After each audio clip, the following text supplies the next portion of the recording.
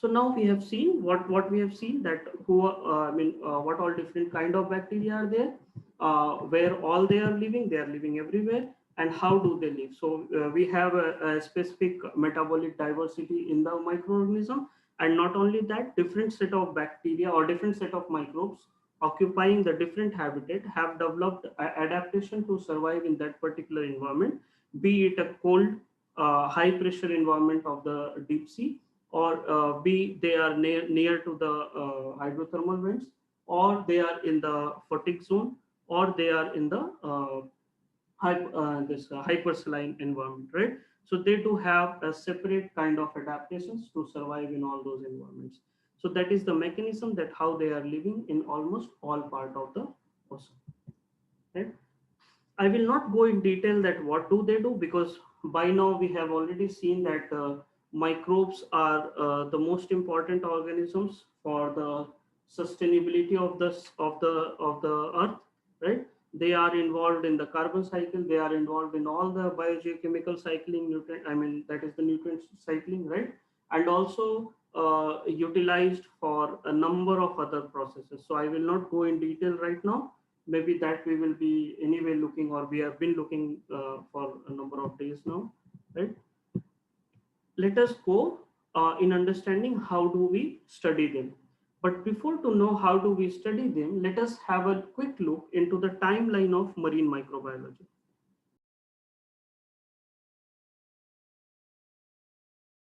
So it can be classic. I mean, the overall duration we can see in a brief timeline. In 1675, there was the first time when the aquatic microbes was observed by none other than Antony van Leeuwenhoek, right? Using his single lens microscope, and at that particular time, he called those small creatures as V. animalculus. Okay, so that is what you can see as a first finding of marine microbes. Close to 200 years, and there are not much uh, studies in the marine microbiology, when in 1884 the first attempt to cultivate those microbes was done by Adolphe Adrien Satus, who was a student of Louis Pasteur. So Adolphe Adrien Satus studied the deep sea microbial cultivation while on the expedition, that is French expedition, Terravilleur and Talisman. Okay, so you can see that it started in 1675, but close to 200 years, there was not much movement in the marine microbiology before Adolphe Edwin Catus has looked into the cultivating of microbes from the ocean. In 1894, there was the first book by Bernard Fischer, who was a German researcher, German scientist. In German, the book was written, which means bacteria of the sea. And in this particular book, he has first time found out, or first time draw the linkage of bacteria with the carbon cycle. Okay, so in 1894, a very first time, there was a first book on the marine microbes, which indicates the usage, or which indicates the role of bacteria in the carbon cycle. Another 50 years down the line, in 1944, it was by ZoBell, who is very well known in marine microbiology. He is also considered as father of marine microbiology. He wrote a monograph, Marine Microbiology, a monograph of hydrobacteriology. Okay, a book called as Marine Microbiology, a monograph of hydrobacteriology. Those of you who have ever thought about or have ever looked into the literature for the marine microbes, you might have come across ZoBell marine agar or ZoBell marine broth, right? So this marine agar or marine broth was designed by ZoBell. That is why it is called as ZoBell marine agar or ZoBell marine broth. And it is one of the most fundamental growth medium present in all the marine microbiology laboratory, right? So most of the work in microbiology starts from 1944. Okay. In 1950, it was first time that radioactive isotope, that is carbon 14, was used. Uh, it was found out at that particular time this carbon, I mean radioactive isotope of carbon 14, and at that time it was first time used by the marine biologist to find out the food chain or the food web, the interaction, ecological interaction in the food chain or food web by using the radioisotope of carbon 14, right? It is of a huge significance because that suggested that I mean how the food web is working in the marine environment, right? Using the carbon isotope, right? In 1975, which we have also looked about the microbial loop, the existence, or you can say that it was quite established that marine microbes is being important component in marine food web, and the first time it was reported by Lawrence Pomeroy, uh, the roles of microbes in the ocean food web, which was also called as microbial loop. I hope that you remember from the last week class that how the bacteria is being utilizing the dissolved organic matter which is coming from surface going down in the bottom. In between, this is being utilized by bacteria and then either transported into the recalcitrant dissolved organic matter or otherwise going into the food chain again, because the protozoans feeds on these bacteria and the protozoans is being fed by again uh, another zooplankton by fish by whale, and then it is going on, right? So I hope that you remember. So this was first time found out in 1974, and that was a kind of landmark discovery which establishes the role of microbes in the oceanic carbon cycle. That is called as microbial loop, right? In the same time, if you will look that between 1970 to 1980, there has been extensive studies and very considerable growth has been obtained. So in 1976-77, first time rRNA gene phylogeny concept was given by Carl Woese, or at that time we can say that using the rRNA gene, the life forms were classified into three different groups, that is eukaryotes, archaea, and then bacteria. And then marine microbes contain all the three forms, right? So again, it was a kind of a landmark discovery in the marine microbiology, right? uh, in the same close to 1977, that Elvin, a remote controlled, remotely operated vehicle, went inside the deep sea and found out the hydrothermal vents. Okay. Before that, we were not very much sure about the hydrothermal vents and the microbial presence on that hydrothermal vents. And at that particular time, that these three researchers or laboratories of these three researchers, that is Holger, Jens, Astrid, Janaus, and Rita Colwell. So they have first time cultivated the deep sea barophilic bacteria, okay, and also obligatory barophilic bacterium from the marina trench, and that has led to finding a lot of a variety of barophilic organisms in the next 10 years. So this was again a very landmark time when first time we could be able to understand or isolate the deep sea barophilic bacteria and understand the start understanding their physiology and adaptation. Similarly, in 1977, for the very first time in the marine microbiology, uncultivated approach was introduced. So how uncultivated approach was used? Not by the gene phylogeny and by the molecular methods directly with the gene methods, but using the fluorescent dye, which again goes and bind, of course, on DNA or RNA, but then on the filter membrane. So what happens? We will see that how this kind of mechanism, method works. But just in a brief, that you have a filter where of let's say 0.44 micron, okay, So in 0.44 micron filter, let's say you have, so whatever the microbial cell will get uh, filtered here, right? That you treat it with the fluorescent dye, okay? That fluorescent dye could be acridine orange or cyber green or fluorescent diastate or whatever. And then you look into the fluorescent microscope, okay? So that was the first time when you could do the counting of the marine microbes without cultivating them. Again, in 1973, I already said that there was a discovery of hydrothermal vent in the deep sea and the bacteria that thrive in that particular area. So you can see the development in 1974, 77, 77, 77, and again 77. Similarly, as we go a little ahead in the time, in 1979, it was the very first time when marine cyanobacteria, that is a Synechococcus, was found in the seawater.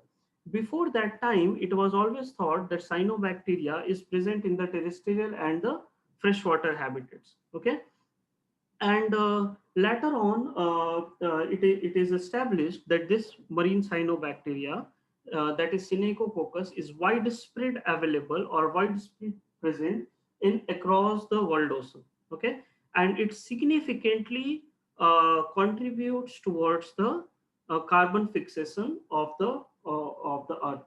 Including the terrestrial and the marine habitat. Okay, so that's why it was a very landmark discovery again. We will see that how this Synechococcus looks like. 10 years down the line, in 1988, again there was a marine bacterium Prochlorococcus was found. Okay, there is a story for this Synechococcus occurrence. So what happened is that when the Elvin was going down in this particular year, when they found out that when they are sending the sensors or when they are sending the probes down uh, in the water, there are autofluorescence because of the pigments in the water throughout the water column. Later on, when they studied that, they found that it is nothing but the marine cyanobacterium Synechococcus. Again, within 10 years, they found, the researchers has also found another marine cyanobacteria, that is Prochlorococcus. And this Prochlorococcus which contributes close to 20% of the oxygen in the atmosphere. And it is also widespread available across the world ocean, right? And that's how the Prochlorococcus and Synechococcus in 1979 and 1988 first time identified in the marine environment, right? In 1988, very first time this long-term ecological monitoring site was established in the Hawaii, right? That is called as Hawaii Ocean Time Series.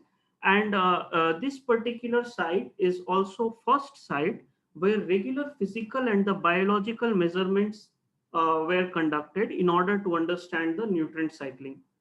And we know that in the nutrient cycling, microbes plays a huge role, right? Later on, this is the site where we have been also tracking the impact of climate change and ocean acidification on marine organisms. Okay, so this is again a very important development in the marine microbiology. In 1989, it was also found that the viruses are abundantly available in the aquatic environment. And after this discovery, there was a boom in the research of marine viruses. And now we know that marine viruses are involved in a number of ecological processes, two of which you have already read. Last week, I told you about the virus lysis of the coccolithophores that helps in the DMS cycling, right? And then one is this viral shunt in the carbon cycle, that the bacteria in the water column which conducts the microbial loop, there is a virus which lyses those bacteria and causing or creating a virus shunt. Okay, so at least the two mechanism or two important feature of virus we have seen in the past. So that was started not before 1989. In 1990, there was the first time that SAR11 group of bacteria was identified in the open ocean.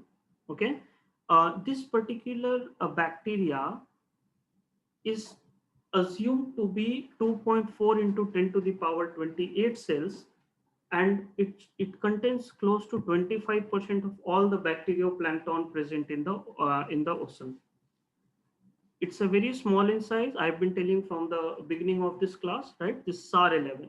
Now I will tell you why it is called as SAR. So SAR is a pelagio, okay, which is being first time identified from Sargasso Sea. So Sargasso Sea, it's a very peculiar environment in the Caribbean. Okay, I will explain why it is called as Sargasso Sea maybe in some other class. But what you should understand, it's an environment made exclusively of the Sargassum seaweed, right? And that's a very oligotrophic environment. It supports a huge biodiversity, and it is that place where for the first time SAR11 was identified. That is why it is called as SAR. SAR stands for Sargassum. Okay, Sargasso Sea. Sorry. So SAR11 now, which is abundantly found. It is you can see a paper in the annual reviews that the most abundant plankton in the ocean is SAR11 bacteria. Okay, identified by Steve Giovanni. Further, in 1992, it was first time discovered that archaea can be present in the mesophilic environment. With the archaea, what is a general trend that we think of the extremophiles? Before 1992, it was thought that archaea is present only in the extreme environment. However, a separate study by Jed Furman group and the Edward DeLong group, okay, they found the presence of the archaeal gene in the mesophilic water. Upon sequencing, they found that they are very much closer to the archaea and not to the bacteria.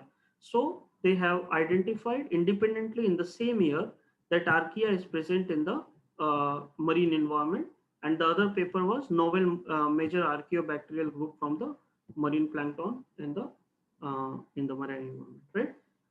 Later on, it was found that this particular group of bacteria, which is later called as Thermoarchaeota, okay, it's ubiquitously present in the world ocean in all the habitats, uh, not only in the marine environment, but also in the terrestrial soil, in a number of different habitats.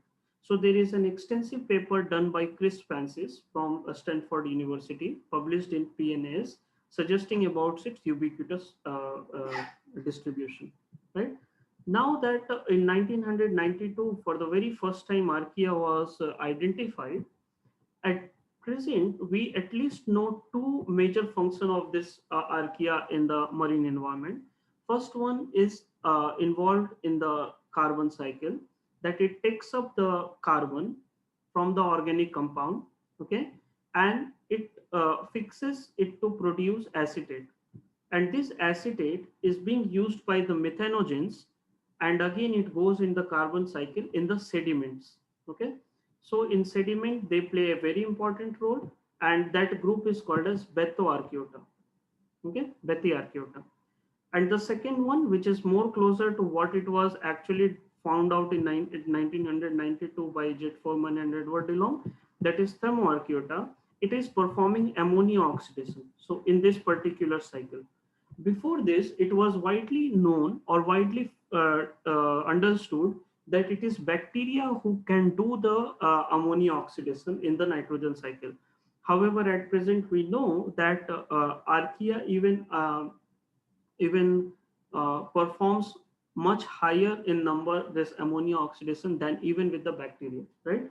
So ammonia oxidation is quite evident for this archaea, and they are belonging to Thermoarchaeota class. Okay, so now we can see that very recent finding in the marine microbiology, how it is very much important in the global nutrient cycling, right? From 1996, there is a biasness in the whole marine microbiology for a good sense, because people started using more and more molecular methods. So from 1996, after the advent of the PCR in 1990 onwards, there has been frequent use of cloning based metagenomic approach, okay, using a large vectors, okay, to find out the functions of these microbes without cultivating them. And one of the landmark finding was the presence of the bacterial rhodopsin. So this rhodopsin pigment is very much similar to opsins, what we have in our eyes, and that this bacterial rhodopsin was linked with the function of light sensing. So these rhodopsins are transmembrane helicase integral membrane protein, which senses the light, okay, and performs the ion transport and other sensory functions in the bacteria. So that's why the once more and more metagenomic approach was used, we came to know a lot about uncultivated microbes. In 2004, the first genetic snapshot came from the marine environment for the environmental genome shotgun approach by none other than Craig Venter. Many of you may be aware that Craig Venter is the guy who has done the human genome as well, right? So Craig Venter done the very first marine metagenome from the Sargasso Sea again, and found close to 1800 unique genomes, 48 unknown bacterial phylotypes, and 1.2 previously unknown genes. Okay, so that is how the metagenomes entered in the marine field. And from 2003 onwards, there are a number of expeditions in order to document the diversity and the distribution and the functions of marine microbes. One such effort is the Tara Ocean expedition, which was led by the French counterpart. But then again, like multinational programs, you can see the tracks that where all they have covered in order to collect the spatial distribution of the microbes.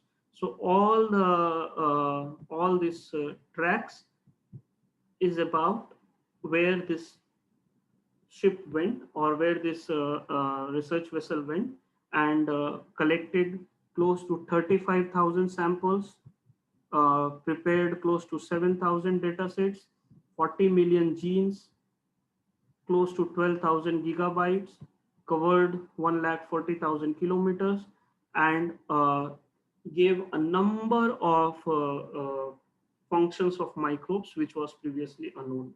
And majority, I think there is a whole issue of science journal was dedicated for the outcome of the Tara Oceans. And apart from that, at least 50 other publications in Nature, Science and Cells has generated from Tara Ocean, and expanded our understanding on the marine environment. Okay, so I am stopping in 2013 because we know that once the genome came, then it's a worldwide used, and there is we can just say that now we have been using it very frequently. So the whole timeline, if you divide, then what do you find? That in the early phase, not much work has been done, but again, it's an early discovery when the first time marine microbial cell was detected, tried to culture in the from the marine environment, right? Then came an era where most of the marine microbiological experiments or marine biological research has been conducted. Started with 1944 by ZoBell, writing the book and giving us the ZoBell marine agar and broth medium. Uh, Identification of Prochlorococcus, Sinococcus, and utilization of radioisotopes for the food chain, food wave, entering into the molecular era, right?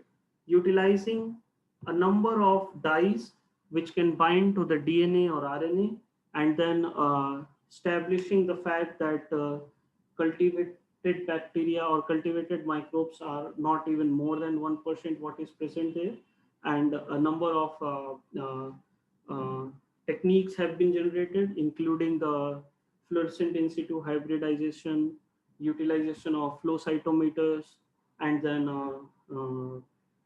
also beginning of PCR and the molecular sequencing, right?